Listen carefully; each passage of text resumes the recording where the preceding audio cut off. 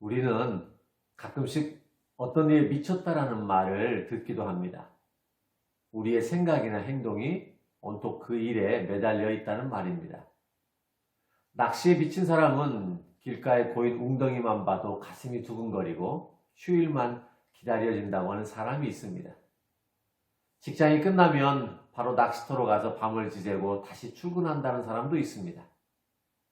바둑에 미친 사람은 지나가는 흰머리만 봐도 아다리 할 정도라고 합니다. 대학교 다닐 때였습니다. 한때 당구에 미친 적이 있었습니다. 호기심 반, 재미 반으로 처음 배우기 시작한 당구가 어느 정도 익숙해지면서 당구장에서 사는 시간이 많아졌습니다. 그곳에서 밥도 먹고 그곳에서 쉬고 버스 막차 끊기는 시간까지 있었으니 내가 생각할 때도 중증이었던 것 같습니다. 학교 강의실이든지 버스를 타고 오는 안이든지 집이든 이상하게도 사람들의 머리가 당구공으로 보이는 겁니다. 어느 경우에는 내가 공부하기 위해서 학교 오는 것이 아니라 당구를 치기 위해서 오는 거 아닌가라고 하는 이런 생각이 들 정도였습니다. 이번엔 볼링입니다. 당구에 미쳐 있다가 어느 정도 수준에서 서서히 정상인의 상태로 회복되어 가고 있을 때 시작한 것이 볼링이었습니다. 고등학교 때 몇 번 해본 경험이 있어서 그런지 쉽게 빠져들었습니다. 당시에는 볼링 인구가 그리 많지 않은 데다가 고급 스포츠로 인식이 되어 있어서 꽤나 매력적이었죠. 몇몇 친구들과 함께 학교 수업이 끝나면 매일 보울링장으로 출근을 했습니다. 물론 식사도 그곳에서 해결했습니다. 우리들을 위한 지정 식당이 있을 정도였고 게임이 한번 시작하면 손에 쥐가 나든지 손가락이 피부가 벗겨질 때까지 했으니 보통 미친 짓이 아니었습니다. 얼마 후에는 손가락에 굳은 살이 박혀서 영업이 끝나는 시간이 우리들의 귀가 시간이었습니다.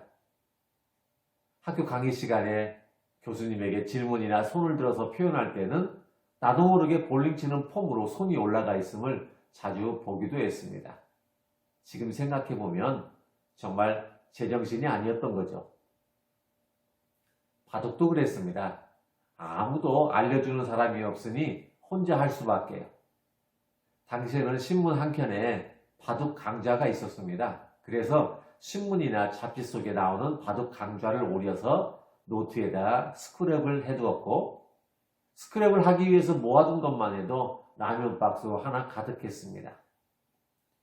바둑판을 앞에 두고 틈만 나면 한 장씩 꺼내서 거의 외워질 때까지 몇 번이고 몇십 번이고 연습을 했습니다.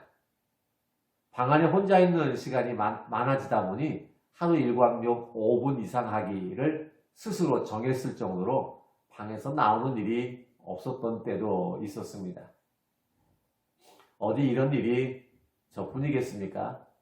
한때 미쳐서 매달린 적이 있거나 지금도 매달려 있는 사람들, 누가 시켜서 하는 것도 아니고 말려서 될 문제도 아닙니다. 온통 그것에 대한 생각이나 행동에 빠져 있으니 무슨 수로 말리겠습니까? 그런데 사회활동이나 기업활동에 있어서는 이런 미친 사람이 있어야 한다고 합니다. 미친 사람 몇몇이 업무에 몰두함으로 인해서 거대한 조직을 크게 이끌어간다는 겁니다. 펜티엄 칩을 만든 인텔사의 앤디 글로브 회장은 회사의 구호를 아예 미친놈만이 살아남는다로 정했습니다.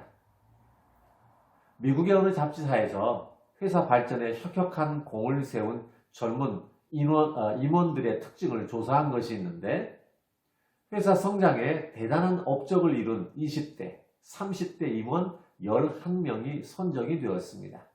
그런데 이들의 공통적인 특징은 평균 학력이 대학 2년 중퇴이면서 자기가 하는 일에 미쳐 있다는 것이었습니다. 그래서 회사 일에 미쳐 있는 사람 몇몇이 회사를 성장시킨다라고 했습니다. 기업의 활력과 성장을 주는 대부분의 미친놈의 공통점은 한 가지 일에 몰두하면서 이에 집착하고 고집스럽게 밀고 나간다는 것입니다. 그리고 일하는데 요령을 부리지 않으면서 부지런하고 열정적입니다. 작은 일에도 아주 철저하게 매달린다는 겁니다. 아무리 주변에서 누가 뭐라고 해도 개의치 않고 한번 시작한 일은 끝을 보는 일이라고 합니다. 조금 오래된 책인데 신사고 이론 20이라고 하는 책을 읽고 공감을 참 많이 했습니다. 우리 가정이나 기업이 큰 발전을 꾀하려면 세 가지 사항을 실천해야 한다라고 썼습니다. 첫째는 믿음직한 미친놈을 찾아야 한다는 것이었습니다. 두 번째는 미친놈이 하는 짓을 내버려 두라는 것이었고요.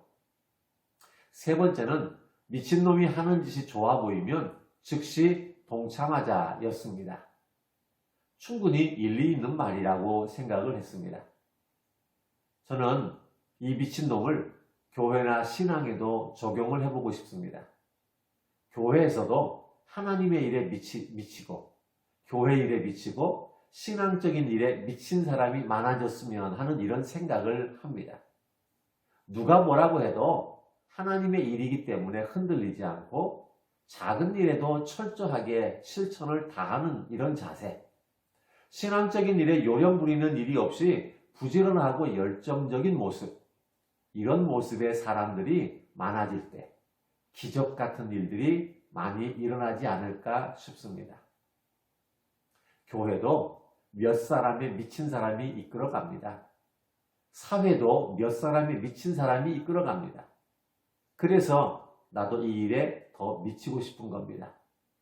여기에 나와 함께 또 다른 미친 동역자들이 있었으면 좋겠다라는 생각을 해봅니다. 누가 나와 함께 미친놈이 되어줄런지요.